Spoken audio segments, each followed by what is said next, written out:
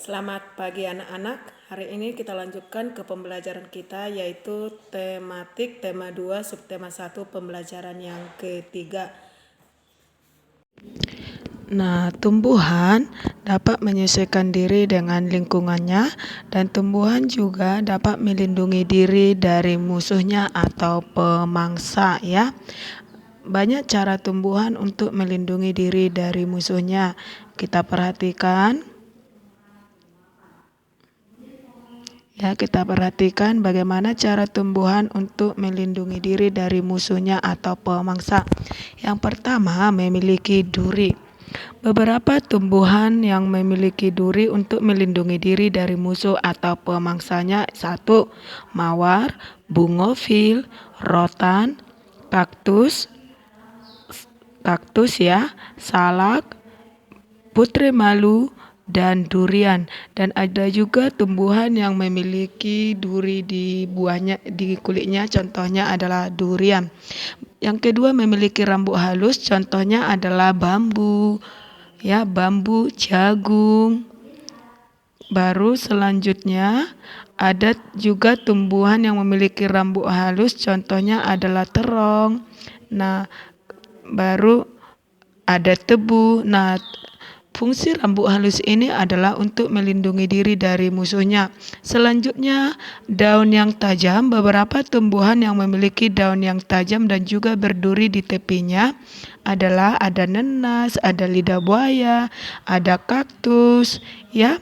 Nah, kemudian kita lanjutkan yang keempat, menghasilkan getah. Contoh tumbuhan yang menghasilkan getah adalah ada sawu, ada pepaya, ada karet. Nah, tujuannya adalah untuk melindungi diri dari pemangsa atau musuhnya. Ya, banyak contoh dari tumbuhan yang menghasilkan getah. Ada nangka ya. Kemudian kita lanjutkan beberapa tumbuhan yang menghasilkan racun ya. Ada beberapa tumbuhan yang menghasilkan racun untuk melindungi diri dari musuhnya. Contohnya adalah pohon jarak. Nah, ketika orang pemangsa memegang atau memangsa pohon jarak, maka itu bisa membuat pemangsanya keracunan dan ada efek yang ditimbulkan jika kita memakannya karena bisa mengakibatkan mual ya. Nah, kita lanjutkan. Nah, banyak cara tumbuhan untuk melindungi diri dari musuhnya dan juga menyesuaikan diri dengan lingkungannya. Nah, berdasarkan tempat hidupnya, ada tumbuhan hidrofit, tumbuhan higrofit, dan tumbuhan xerofit. Nah, kita bahas satu persatu ya. Tumbuhan hidrofit, yaitu tumbuhan yang sebagian tubuhnya ada di permukaan air, akarnya berada di air, memiliki rongga udara dan dalam batang atau tangkai daunnya muncul ke permukaan air. Contohnya adalah kangkung ya. Kangkung, eceng gondok. Yang kedua, tumbuhan higrofit, yaitu tumbuhan yang hidup di daerah lembab. Tubuhnya terdiri atas bagian-bagian akar, batang, dan daun. Batang pada umumnya tidak tampak karena terdapat di dalam tanah. Daunnya yang muda umumnya melingkar atau menggulung, contohnya adalah tumbuhan pakis. Selanjutnya kita lanjutkan yaitu tumbuhan xerofit, yaitu tumbuhan yang hidup di daerah yang kering. Tumbuhan ini memiliki daun tebal, sempit, kadang-kadang berubah bentuk menjadi bentuk duri, sisik, atau bahkan tidak mempunyai daun. Batangnya tebal dan mempunyai jaringan ya. Kita lanjutkan untuk membuat peta konsep. Nah, dari sebuah wacana nanti anak didik kami membuat peta konsep ya. Di sini ibu buat contohnya.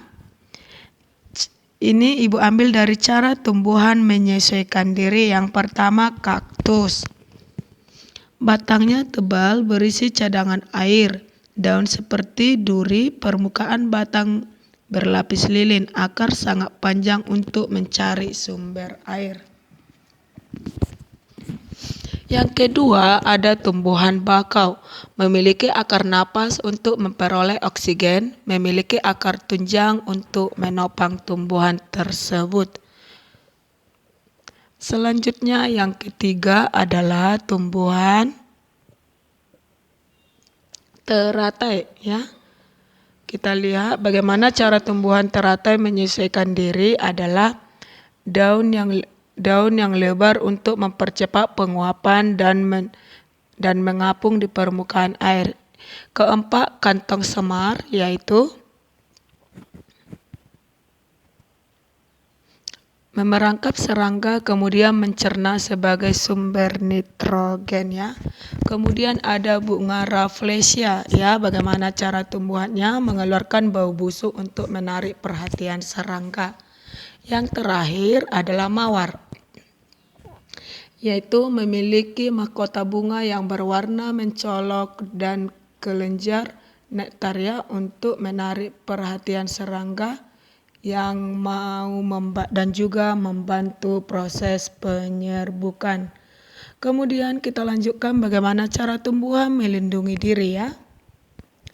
Cara tumbuhan melindungi diri yang pertama ada tumbuhan kaktus, yaitu memiliki daun yang tajam dan menyerupai duri. Yang kedua, durian memiliki kulit buah yang berduri. Yang ketiga adalah karet, menghasilkan getah. Yang keempat, mawar memiliki batang yang berduri, ya. Kemudian yang kelima, bambu. Bambu ini memiliki bulu halus atau yang disebut dengan miang. Yang terakhir, tumbuhan jarak, yaitu menghasilkan racun, ya, untuk melindungi diri dari musuhnya. Demikianlah penjelasan Ibu mengenai pembelajaran hari ini, yaitu mengenai cara penyesuaian tumbuhan terhadap lingkungannya dan juga tentang proklamasi kemerdekaan Indonesia. Selamat mendengarkan video Ibu dan selamat mengerjakan tugas dari Ibu. Terima kasih.